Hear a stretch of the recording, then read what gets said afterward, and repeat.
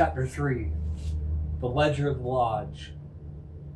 The Blackwood Manor sat on a ridge overlooking the toxic sludge of the Miller River, a relic of antebellum architecture that looked like a rotting tooth in Gotham's jaw. To the world, it was the private retreat of the Gentry Social Club. To the nomad, it was a hive of the hidden hand. He crouched in the moss-choked canopy of an oak tree, tapping the side of his cowl. The lodge sniffer hummed a light. His vision shifted from the murky gray of the Georgia-style humidity to a neon-etched map of invisible architecture. "There you are," he whispered. The sniffer picked up the low-frequency radio waves, the ghost strings used by the lodge to communicate securely. They weren't using high-tech encryption. They were using modified Masonic ritual frequencies, ancient and rhythmic. The HUD highlighted a series of hidden pressure plates and ultrasonic sensors buried in the manicured lawn. He checked his biomonitor, heart rate 68 BPM. The Scorpio rising was quiet, submerged beneath the cool analytical air of the Sagittarius moon. He was the investigator now. The hunter could wait. He moved through the garden like a silhouette detached from its source. When he reached the cellar doors, he didn't use a lockpick. He pulled a card from the Armor of Christ deck, the Belt of Truth. He slid the coded card into the electronic card reader. The contact paralytic gel on the card surface didn't just short the circuit. It forced the system into a diagnostic reset loop. The locks clicked open with a soft, obedient hiss. Inside, the air changed. It smelled of beeswax, old parchment, and the sharp metallic tang of the shadow's influence. He followed the sniffer's trail to a heavy oak door in the sub-basement. Voices drifted through the wood, thick southern drawls sharpened by Ivy League educations and the frantic edge of men who knew they invited a wolf into the fold. "Quotas ain't being met," a voice hissed. "Barbados demands a specific residence. The Shadow, he's not interested in our politics anymore. He's farming the city, and we're the ones keeping the pens locked." "We had a deal with the hand," another replied. This one sounded like Judge Holloway, a man the nomad's father had once painted as a pillar of the community. "We gave Bruce the toxin. We facilitated the incident on the bridge. We were supposed to be the new architects." The nomad felt a surge of heat in his chest. His skin prickled. Biomonitor 89 BPM. He forced a slow 4-count breath. He kicked the door open. The room was a circular chamber lit by candles that flickered with a strange violet flame. It was violet. 6 men in silk-lined robes sat around a table of dark stone. In the center lay a massive book bound in what looked suspiciously like human skin. The Ledger of the Lodge. "The architects are out of a job," the nomad said, his voice amplified into a low, terrifying rasp by his respirator. The men scrambled. Holloway reached for a hidden drawer, but the nomad was faster. He flicked his wrist, and the card, the Shield of Faith, spun through the air. It didn't strike the judge. It hit the wall behind him, deploying a microkinetic barrier that pinned the man's arm to the chair.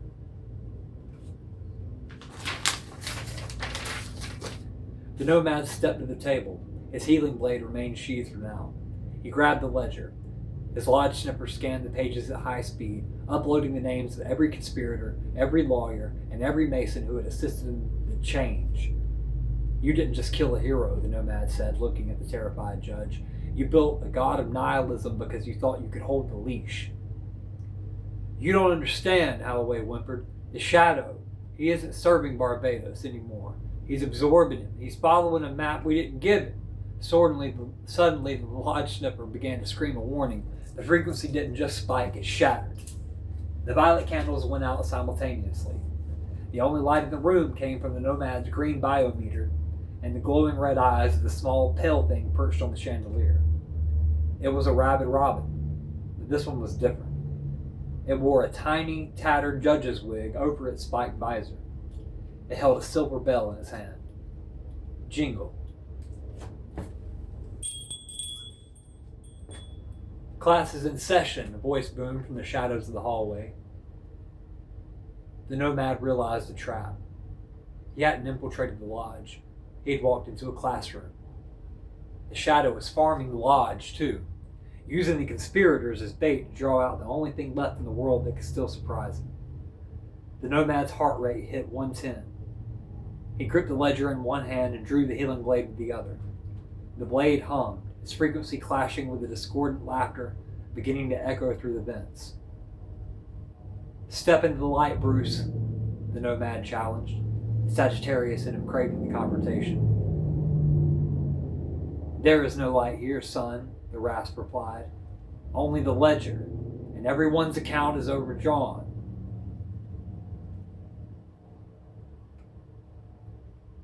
The ledger of the lodge. The nomad didn't have time to read every line, but the lodge sniffer was already processing the pages, translating the archaic Masonic ciphers into plain text on his HUD. What he saw made the banner blood pressure spike dangerously close to the partition limit. This wasn't just a record of debts. It was a blueprint for the apocalypse, meticulously drafted by men in expensive suits who thought they were buying insurance against the end of the world.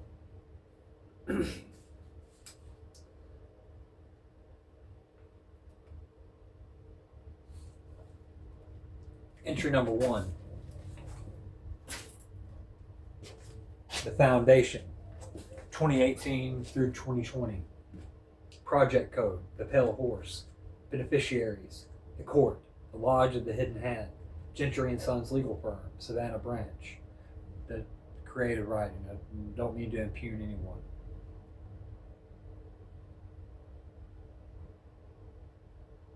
These are for educational purposes only, and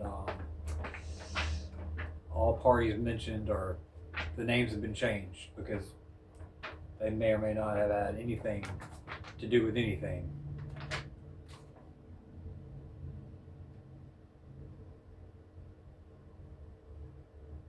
Notes under the first entry. Large sums of untraceable currency moved through street-level distribution networks, gangs paid to look the other way, police precincts bought with benevolent fund donations. The infrastructure for the Joker's final trap wasn't built by madness. It was built by bureaucracy. The goal? To create a perfect vessel. The Lodge believed that if they could break Batman's moral code, the resulting entity would be a controllable weapon, a king of the waste, who would purge the city of uncontrolled crime and rule as a dark god in their favor. Entry. Number 2, the incident, February 11th, 2021. Target, the night. The props, the acid tank, the specific location, the bridge, the stolen family dynamic. The catalyst. The Joker was not the architect, he was the payload. The ledger details the exact chemical composition of the fail-safe toxin stitched into the Joker's heart. It wasn't just a toxin. It was a mutagenic compound laced with dark metal isotopes. The betrayal, a note in the margin, written in a shaky, terrified hand, likely Judge Holloway's. He didn't just break, he evolved. The code didn't shatter, it inverted. We have made a mistake. He is not cleaning the board, he is burning the table. Entry number 3, the aftermath, the silent years, operations, cleanup. Details. The Lodge used its influence to cover the tracks of the Shadow's early kills, when suspicious circumstances arose surrounding the deaths of key witnesses or resistant family members. The backwoods lawyers stepped in to bury the files, ruled them as accidents or suicides.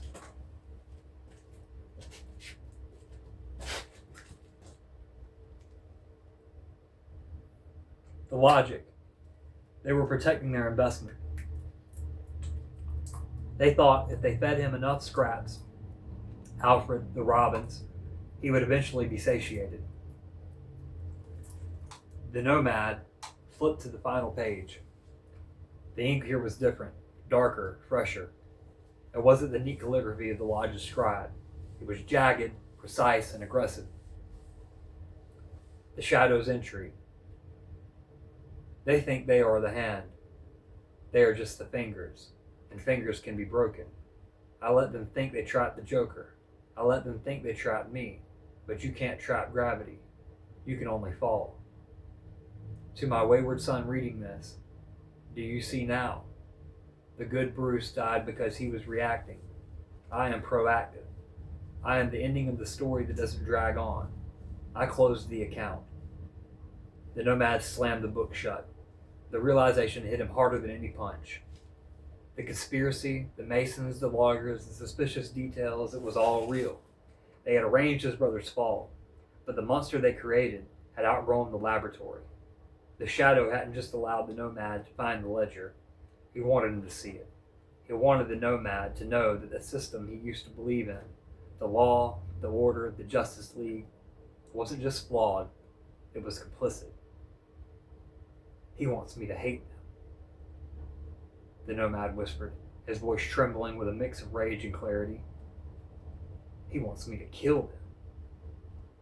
He wants me to finish the job he started. The lodge sniffer beat the final warning. Structural integrity compromised. Above him, the chandelier groaned. The rabid robin in the wig let out a screech of delight and dropped the silver bell. The sound triggered the room's hidden hydraulics. The door slammed shut, sealing with a heavy magnetic thud. Gas vents in the walls hissed open, realizing a familiar green tinge of vapor. Class dismissed, the voice in the vents laughed. The nomad shoved the ledger into his tactical satchel. He didn't check his heart rate this time. He grabbed the white noise respirator and cranked the volume of the rain sounds to maximum, drowning out the laughter. He drew the healing blade, its humming edge glowing white hot in the gloom. He wasn't going to kill them for the shadow. He was going to survive them for himself. The hiss of the gas was a dry, mocking whisper, coiling around the violet candle flames like a green lover. In seconds, the opulent chambers became a fishbowl of madness. The lodge members didn't have respirators. Judge Holloway's scream began as a plea and ended in a jagged, rhythmic wheeze that climbed into an octave, into a cackle. The toxin wasn't fast. It didn't just kill the mind. It re-sculpted the soul. The toxin was fast. It didn't just kill the mind. It re-sculpted the soul in real time. The nomad slammed his white noise. Might have to re-record this one. What's up, Prez? The nomad slammed his white noise respirator into place. The internal speakers instantly flooded his ears with the steady grounding thrum of a thunderstorm, a recording from a summer in Atlanta he barely remembered. It created a sensory wall against the laughter frequency vibrating through the floorboards. Heart rate, 124 BPM. Down, the nomad commanded, but the judge Robin on the chandelier wasn't listening. The creature dropped, its silver bell clanging against its spiked visor. It moved with a jittery, frame-skipping speed, its steel-tipped fingers carving a J into the nomad's shoulder armor. The nomad didn't swing the blade, not yet. He reached for the Armor of Christ deck and fanned 3 cards with the flick of his wrist. The Shield of Faith. The cards didn't hit the creature. They embedded themselves in a triangle pattern on the floor. A localized kinetic barrier hummed to life, a shimmering wall of force that caught the rabid robin mid-lunge.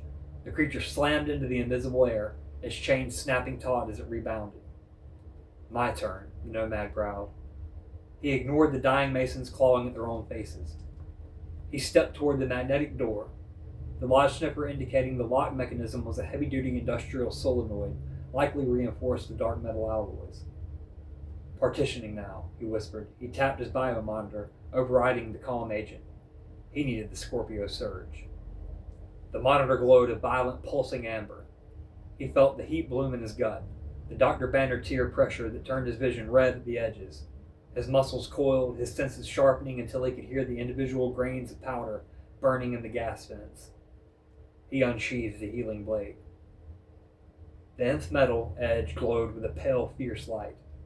He didn't hack at the door. He pressed the tip into the seam where the magnets met. He triggered the vibratory trigger. The blade began to hum at a frequency designed to disrupt the very molecular bond of the dark metal. Scream! The sound was like a god screaming. The door didn't just open, it groaned as the magnetic field collapsed into a shower of white hot sparks. The nomad shoved the door aside just as the manor's upper floor began to give way. The shadow wasn't just gassing the room, he was evicting the lodge. Explosive charges, placed with Bruce Wayne's architectural precision, detonated in the support pillars. The nomad sprinted through the collapsing hallway. Behind him, the judge, Robin, had recovered and was scrambling over the ceiling, its chirping laughter audible even through the white noise. He reached the grand foyer. The floor was tilting. Outside, through the shattered stained glass windows, he could see the silhouette of the shadow perched on a dead oak tree, watching the manor burn like a funeral pyre for his own creators. The nomad didn't look back. He fired his grapple toward the tree line, the healing blade still hissing in his hand as he swung into the cold Georgia rain. He landed hard in the mud, his biomonitor screaming a warning. 158 BPM. Threshold imminent. He rolled, coming up in a crouch. He looked back at Blackwood Manor as the roof fell in, burying the ledger, the masons, and the secrets of the hidden hand in the tomb of fire. He pulled the ledger from the satchel. It was scorched but intact. He had the names. He had the map. The shadow was gone from the oak tree, but a single black crow remained, staring at him with eyes that seemed too intelligent for a bird. "I'm coming for the rest of them, Bruce," the nomad breathed, forcing his heart rate down, beat by agonizing beat. "And then, I'm coming for you."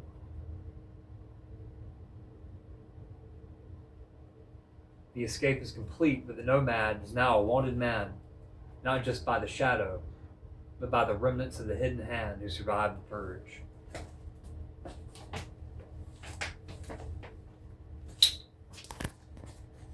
Come back, there's more.